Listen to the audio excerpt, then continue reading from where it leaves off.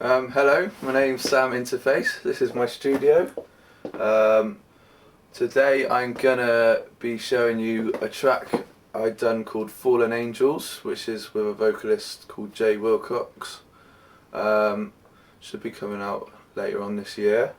Basically, Jay came down a few weeks back, and he's a very talented keyboard player as well. He brought his Roland Phantom G6 keyboard up here. He set it up in the room out there and just kind of like, I think I just started it with a plain old hi-hat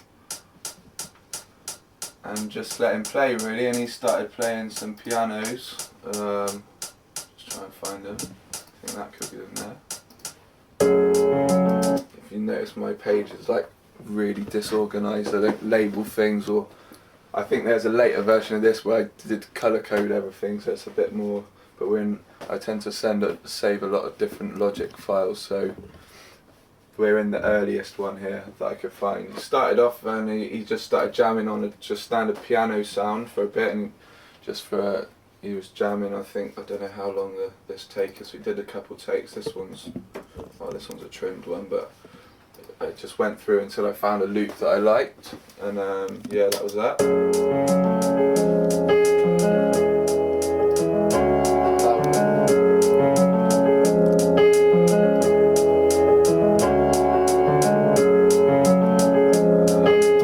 Abbey Road EQ, taking off the top above 12k, and also boosting the kind of high shelf at around 4k, just to give it a bit of brightness. I might have possibly later because I've just recently bought this lovely, beautiful piece of kit here, which is like a remake Poltech EQ made by some crazy German guy, which I got for a bargain price. Big up Joker on that one.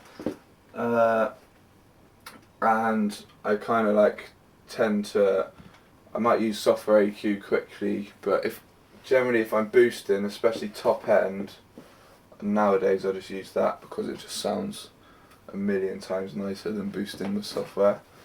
So yeah, I've got a little boost on there, but I might have took that out later, and if we go to the later version of the tune, and probably EQ'd it with that. Yeah, I really like these Abbey Road Chandler EQs. This one especially I use on almost every track really, and just kind of filter the top end, like quite often down to like 12k. I find that apart from vocals and maybe certain rides and shakers, you don't really need anything above there. Generally, if you just smooth it off on those things, makes your music sound a lot like warmer, I suppose. Just not as, I don't like harsh sounds on your ears. And these Genelec speakers I use are very unforgiving in the top end, which is quite good because any kind of like harsh frequencies they hurt my ears straight away, so I can kind of find them and smooth them off. What I probably also did, I'm pretty sure I did, is I ran that. Once I found my loop, I run most of my things through that TLA compressor, just probably not even giving it much compression, just running it through just because it's got a nice kind of dirty, warm sound and just smooths things off a bit. Which I did. I kind of did that with everything I recorded off his keyboard. The next thing I recorded was some strings, which hopefully is this part here. So that's from the tape. I recorded the tape from Jay. As you can see, it's a big audio file, and I just kind of found a little bit of what he was doing that I liked. I kind of added a waves H delay, and there's a bit of compression on there. Again, the Abbey Road. And then what I did is I ran these kind of strings through a chain. I've got this little cheap DBX compressor down here. I don't know what it's called. It's wicked though. 266XL. And it's got a really nice kind of gate on it. I use it a lot on drums as well. and I ran the strings through that and then into the TLA, so it kind of like went from that into and then added a tape delay on top, so it's kind of made it sound a bit more crusty and like a bit more kind of choppy as well with the delay. This Waves H delay is really nice actually. Then I just got Jay to play some more for me, because I'm not very good at playing music. I think I've got a good ear for hearing what sounds good, but I can work out chords and melodies in the Matrix editor if I have to, but I really like working with musicians because they can do it in about 2 minutes, what takes me about 2 days. So yeah, Jay was really handy to work with doing this. So I think after the main string loop, I got him to kind of add some kind of harmonies to it and make them, I wanted him to kind of give it a kind of build up. Yeah, I got him to add some timpani drums to give it the kind of epic kind of feel he wanted, and like I said before, like just added some kind of harmonies to the string loop that I created, and I filtered them in using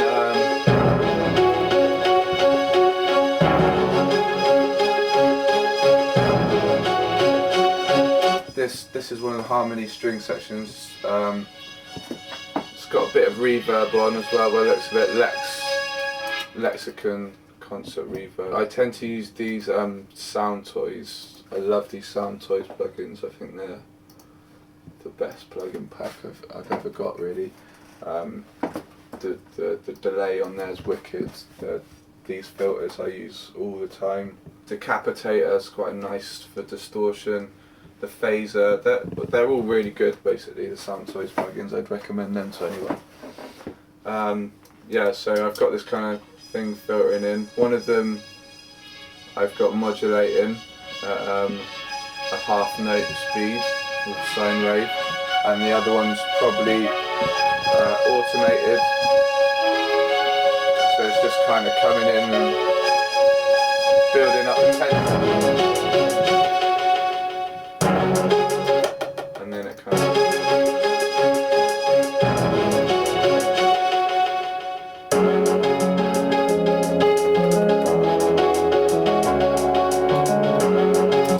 and then it drops into the piano. I then started building a drum break, pretty simple one to start with. Meanwhile, Jay was kind of starting to get inspired and sort of sat in the room on his headphones writing lyrics.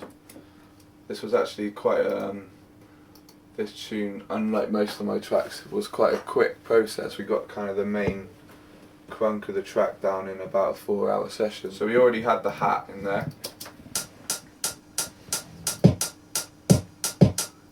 There's a couple kick drum.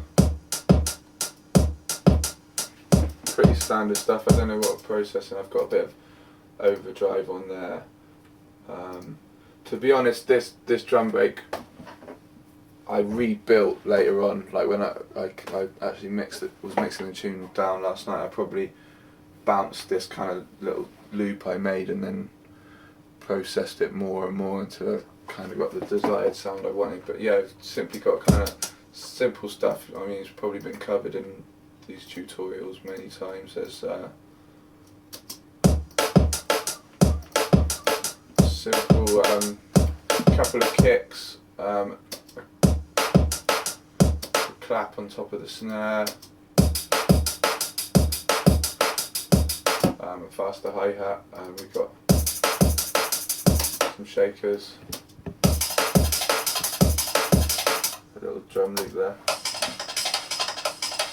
It's probably something I made earlier. I think that's actually something I just grabbed out of Truth Beyond, a previous track of mine, just because when you're working with vocalists and you're trying to get a vibe down quickly, it helps to have kind of like, you know, especially on the beats, sometimes to get a drum and bass beat sound, in fact, it can take you all bloody day. Sometimes it takes me a week. So it's good to just have like something simple that you can just, so you can put a beat down and get things moving quickly if you're in the studio work, like vibing with a vocalist, which is what I quite like to, you know, do the process while the vocalist is here. I find that more fun.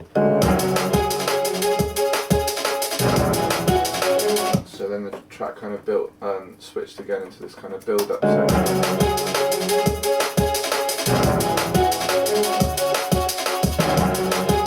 Then I got in, I kind of had this idea that I wanted a high string in there, so I got him to play me some high string sections, which is these ones.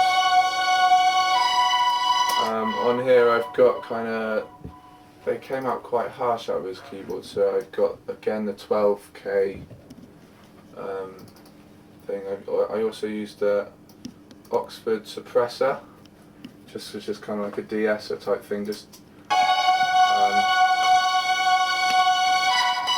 kind of taking off the top end. There's a bit of delay on it just to push it into the background, almost using it like reverb rather than delay. And I've got it sent to a bus with a Lexicon reverb with a filter on top, kind of a modulating filter, just to give it a bit of movement. Yeah, the next thing we did was record some vocals. I normally set the mic up around here. It's a nice mic. It's a blue Cactus valve mic. I've got a couple of, I've got a little Neumann kind of TLM 103 over there, and the guy Bungie I share the studio with, got another blue bottle mic as well, but that's the one I generally use. It's got a nice kind of warm, smooth sound. And then I go into, from the mic, I go into this, I don't know if you can see it, Avalon 737 preamp. Just giving it a bit of mild compression on the way, and I normally drive the valves quite hard because I like things kind of fuzzy. And it's got like a 32K high shelf, which is kind of a bit extreme, but it gives a nice kind of like high-end sheen to the vocals. So I record them in like that. Then once they're in, I've got a bit of a chain of plugins on there. I'm falling. I've got a Chandler limiter, probably an SSL channel. That's just doing a low cut, I think, nothing else. An Oxford suppressor just to get the S's. Another limiter which I probably just put on there just to get things loud for a vibe. I probably didn't use that in the end. And there's some reverb and delay going on the bus, but again I probably processed it. I kind of just, when I'm recording, I tend to just chuck effects on just to kind of get the vibes rolling, and then when I go to mix down, I'll probably strip it all back down again and be a bit more kind of when I'm on my own and not kind of rushing to get things sounding reasonably good so we can move the projects on. I'll go in and kind of do things a bit more precisely and, you know, just go through and get it all right. So yeah, that was the basic chain just to get things moving, and I think that we put some harmonies on the chorus. I fall into the arms of the angel watching me. Yeah, and he recorded this kind of build-up bit, which has got a few different layers of. Sounds a bit distorted in this version, but like I said, this page was literally, you know, putting the vibes together, and then I tend to make a mess of things and then tidy it all up afterwards, but just to get things moving quickly. Yeah, all the vocals have got the same chain on for now, just kind of basically got them loud and a quick DS, and just getting it sounding reasonably good just to get the vibe going, and that was it. Yeah, that was the end of the first session, really. I don't know.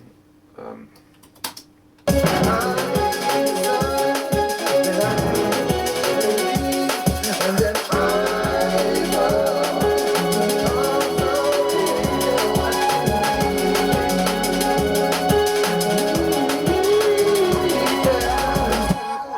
point, I think I went and dropped Jay home, and his work was done very well. Cheers, Jay.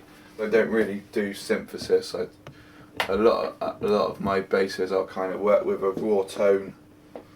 Quite often just an 808 kick drum. I think 80% of my tunes have all the bass line stem from an 808 kick drum, even Get Low and kind of all the Twister, which kind of sound quite far from the original tone. It all started just from an 808 kick drum and just kind of putting a sampler, looped, pitch bend, massive chains of plugins on to kind of I suppose I use Logic. I don't use synthesis, but I use Logic like my own synth.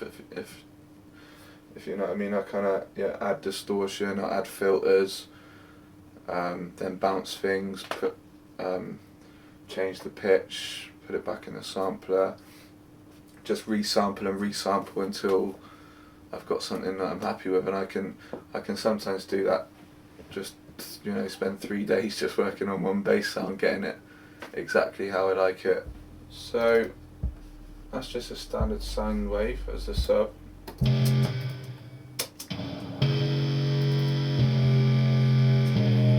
So I've got an SH101 sample here.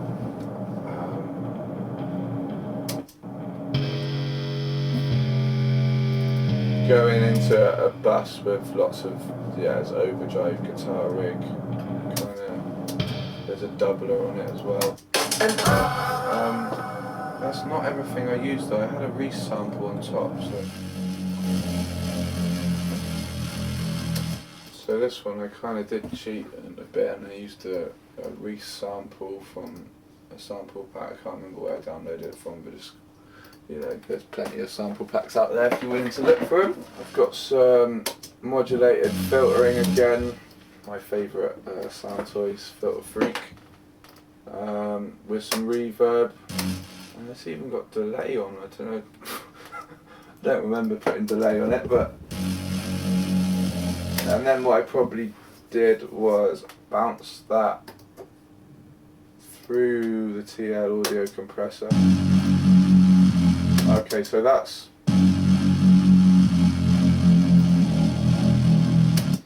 a bounce of probably the two basses, or maybe just that bass, I don't know. Again, it's my disorganised kind of working style. I tend to like just bounce things and then get rid of them, so I don't ever think that I was going to be interviewed about the way I made the music. My bass lines generally tend to go through a lot of processes, and I might have missed a couple and just bounced them out and lost the plugins, but I think I normally bounce it through the TLA just to give it a bit more grit, and it just helps to smooth off the tops again. And then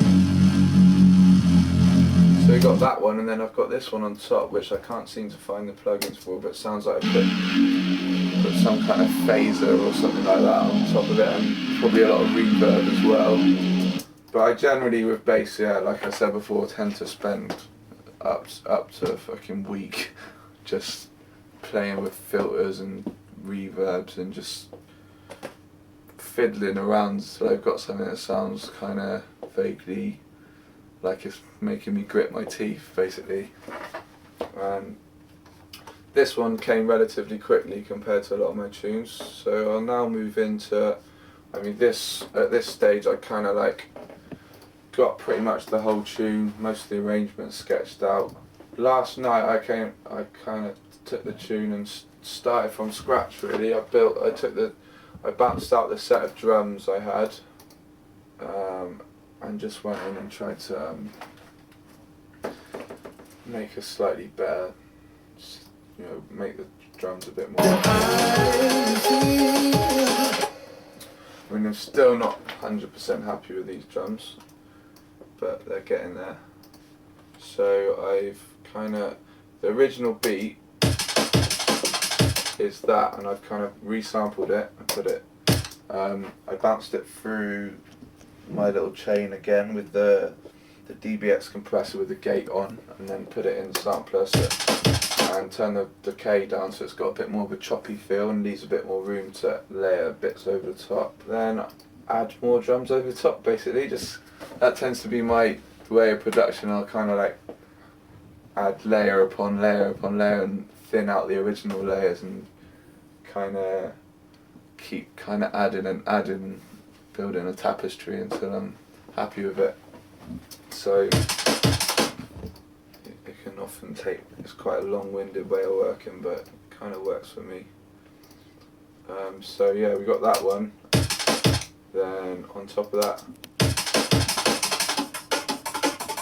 another break doing a similar kind of thing, but it's high. I've pitched it up really high. Again, it's kind of like a loop from, I think it's a David Carboni sample pack. Yeah, pitched up really high, sort of 7 semitones up, with a short decay, just kind of adding kind of thickness in the top end that we need without being too harsh. And I've probably processed that by taking it off, 12k off the top, and it's also got a doubler on it, which kind of gives it a slight delay, so it moves it away from the beat, so it's not landing exactly on top, so it kind of thickens it without getting in the way of the other one. Again, I think that's the same beat I made previously, but I've just pitched it up a whole octave, and just used the shuffles to kind of add a bit more movement to the beat. Then I've got a kind of white noisy type snare, which again I've took everything above 11k off, and it's got a bit of reverb on it as well. A nice heavy kick, which is cut off at 50 odd hertz with a little boost to kind of help the cut seem less harsh, I suppose. Then I've just got kind of like a random texture, which is just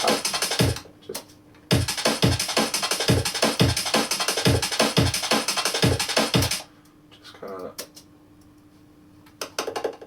I think it's just kind of weird. I've called that sample instrument digi layers. It's just kind of little texture, just to try and get the beat as kind of rolling as possible, which is something I find quite hard still to this day to get. You know, drum and basses, to get the kind of the rolling beat, it often does take me quite a lot of time. I'm still not really happy with this beat. I'll probably go in later and kind of get it better. Yeah, so then I got this one, which is the same beat, my original beat, which is pitched up 24 semitones, 2 octaves, with some reverb. I don't know if it's even helping, but it kind of just adds another little texture.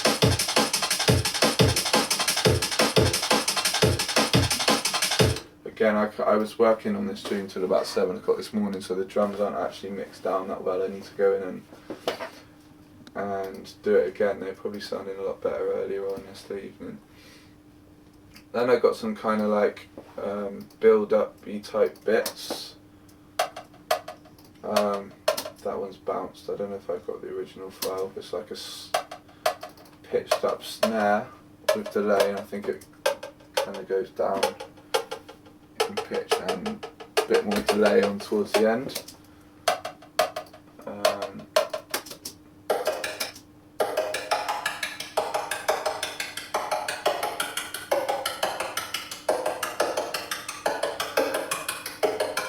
That's a pitched up beat, and it's got like phaser and tape delay and reverb on it, kind of going down.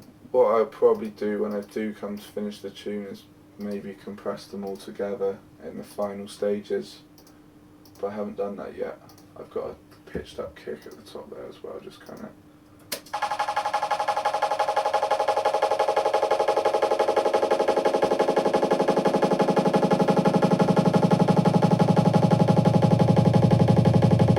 Pretty standard drum and bass business.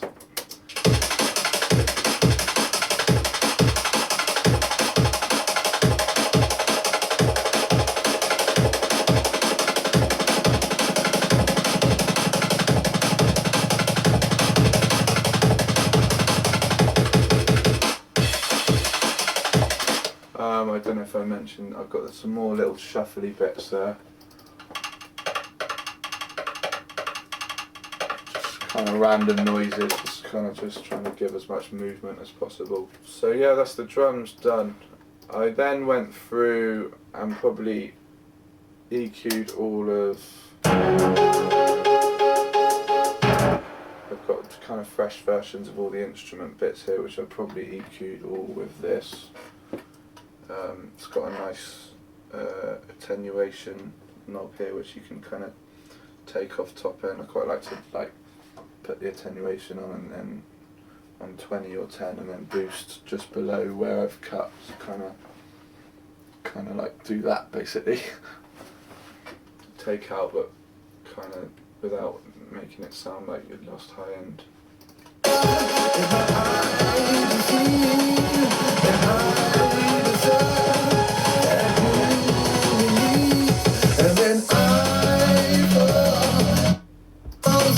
Okay, so now with the bass, I don't know what I've done.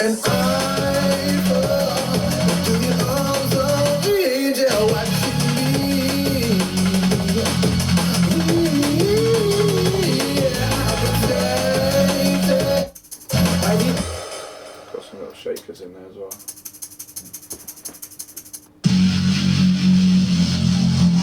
So I got the Reese I made earlier there. I've probably recorded that again through TLA and probably went through this a couple of times, just taking out bits and adding other frequencies and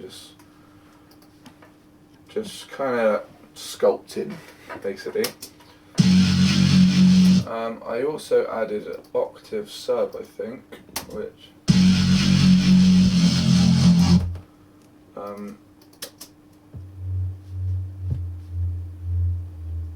has got a tremolo one and also a side chain to the kick, and the main sub has also got that, a side chain to the kick. Just pretty standard, you know, in a lot of drum and bass tracks. If you want a big fat kick in it, you're gonna have to side chain the sub. Sometimes you can get away without it, but. And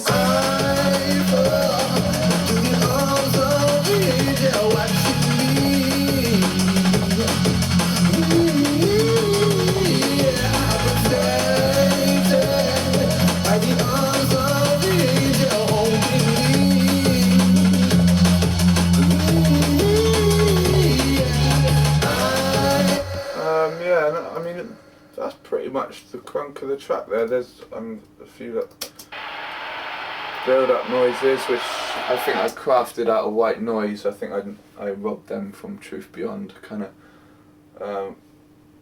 Yeah, I basically got the noise generator in Logic and added reverb and filters and pitch automation and just kind of created my own kind of build-up. Might be layered with another. I tend to use those Vengeance sound effects packs, which are, although everyone uses them, they're great for getting vibes, you know, when build up noises and stuff like that. I often process them a lot to make it try and sound different, but they're always a good start.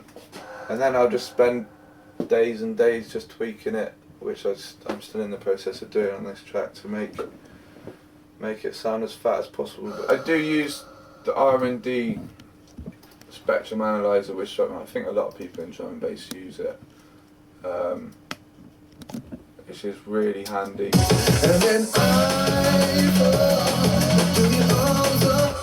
I mean, I'd say don't mix just with your eyes. You've got to use your ears first, but it is handy to have an analyzer on the end just to kind of, if you know look at tunes you like the mix down of and check the kind of shape that's coming out on the analyzer and try and replicate that. It's always a good start, but I think a lot of people maybe use them too much. I think it's always important to use your ears first and just use them to help you.